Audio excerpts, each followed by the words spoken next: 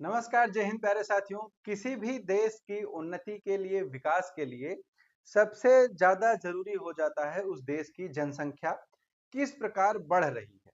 हाल ही में आप लोगों ने देखा होगा कि चाइना जो है वो वर्ल्ड का सबसे ज़्यादा जनसंख्या वाला देश था। लेकिन उन्होंने अपनी नीतियों में एक नीति लाई जिसका नाम था वन चाइना पॉलिसी या फिर चाइना में एक ही बच्चे पैदा करने की जो इजाजत थी वो लोगों को दी गई थी।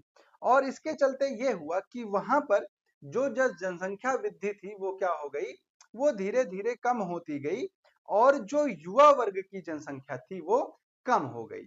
सेम यही चीज आप देखेंगे जापान में हुआ है। जापान में जो वृद्ध व्यक्तियों की संख्या है वो बहुत ही ज्यादा है, जो युवा हैं वो बहुत ही कम है। क्लियर? इसीलिए जापान को बूढ़ों का देश भी कहा जाता है। और सेम यही स्थिति जो है वो रूस में आपको देखने को मिल रही है। मतलब कि क्या है कि रूस में जो जनसंख्या वृद्धि दर है और जो प्रजनन दर है वो बहुत ही कम हो चुकी है।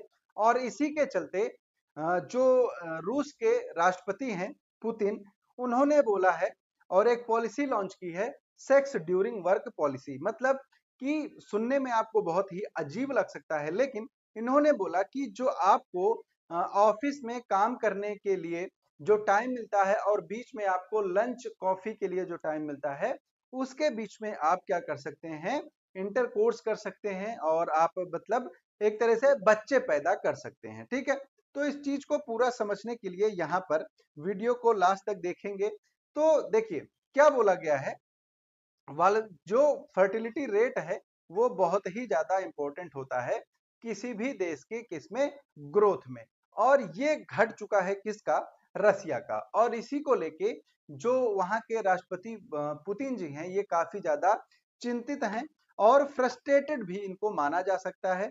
ऐसे में इन्होंने क्या बोल दिया कि लंच को और जो कॉफी का ब्रेक होता है उसके दौरान इन्होंने क्या बोला कि आप जो है वो आप जो मतलब एक तरह से आप सेक्स कर सकते हैं, आप बच्चे पैदा कर सकते हैं।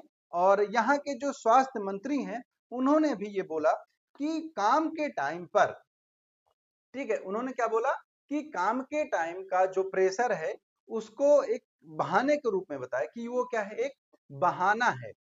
ठीक है? उन्होंने बोला कि आपको जो टाइम मिल रहा है आप उसमें कुछ भी कर सकते हैं। आपको कॉफी ब्रेक मिल रहा है आप उसमें चले जाओ, आपको लंच का टाइम मिल रहा है आप उसमें चले जाओ। ठीक है? तो खुला ऑफर दिया गया है। दूसरा क्या है कि अगर आप आंकड़ों की बात करें तो जो प्रजनन दर है रूस की वो कितनी हो गई है, वो 1.5 हो गई है प्रति महिला, जो कि होना चाहिए 2.1। क्लियर?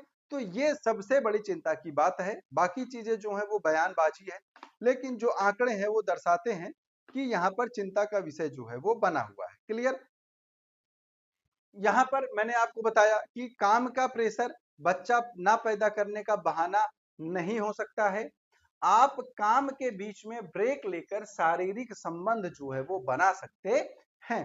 तो ये बयान है रूस के स्वास्थ्य मंत्री का। ठीक है? तो ऐसे बयान को आप यहाँ पर क्या ही बोलेंगे भगवान जाने।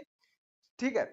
अगर आप बात करें आंकड़ों की तो 1999 में रूस में जो जन्म दर थी वो अब तक के सबसे निचले स्तर पर है।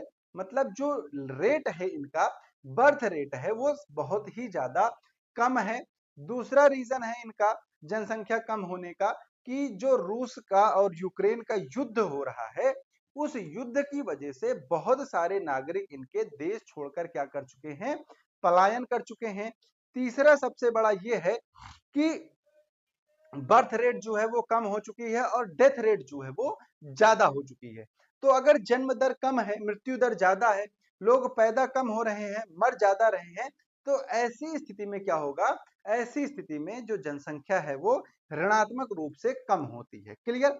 अब देखिए यहाँ पर क्या है कि टॉप 10 देशों में शामिल रूस इस साल जून में यहाँ पर 1 लाख से भी कम जन्म हुए हैं। 2024 की पहली छमाही मतलब जनवरी से लेके जून तक में इनमें 6 लाख बच्चों का जन्म हुआ, जो 16,000 कम है पिछले साल के कंपेयर में। तो यहाँ पर ये सारे आंकड़े बताते हैं कि इनकी स्थिति जो है वो काफी खतरनाक हो चुकी है। क्लियर? अब देखिए इसको यहाँ पर मैनेज करने के लिए इन्होंने क्या किया है, एबॉर्शन पर प्रतिबंध लगा दिया है, गर्भपात नहीं कराया जाएगा, तलाक जो होता है, तलाक की जो फीस होती है या फिर जो एलिमनी होती है उसको बढ़ा दिया गया है कि कोई व्यक्ति तलाक ना ले, और जो चेकअप होता है उसको फ्री कर दिया गया है 18 से 40 वर्ष की महिलाओं के लिए। मतलब आपका जो प्रेगनेंसी टेस्ट है वो फ्री ऑफ कॉस्ट जो है वो रूस में किया जाएगा। और सबसे बड़ी बात तो ये है कि एक यूनिवर्सिटी है, लोकल कॉलेज और यूनिवर्सिटी में क्या किया गया है कि जो 25 साल से कम उम्र की महिलाएं हैं, लड़कियां हैं, और अगर वो स्वस्थ बच्चों को जन्म देती हैं तो उनको लगभग 92,000 रुपए जो है वो इनाम में या फिर पुरस्कार में या फिर अपनी देखभाल और बच्चे की देखभाल के लिए प्रदान किया जा रहा है। तो ये स्थिति जो है वो बन चुकी है रूस की, जनसंख्या कम होने के कारण, जो प्रजनन दर है वो कम होने के कारण। ठीक है, और ऐसे में पुतिन और उनके स्वास्थ्य मंत्री जो आपका लंच ब्रेक है, कॉफी ब्रेक है, उसमें आप सेक्स कर सकते हैं, ऐसे जो बयान जो दे रहे हैं वो देश के लोगों के लिए या फिर बाकी अदर नेशंस के लिए कितना कैसे साबित होगा, ये देखने वाली बात है। तो न्यूज़ कैसी लगी आप कमेंट करके जरूर बताएं। मिलते हैं अगले सेशन में, तब तक के लिए आप सभी लोगों को प्यार भरा नमस्कार। जय हिंद, जय भारत।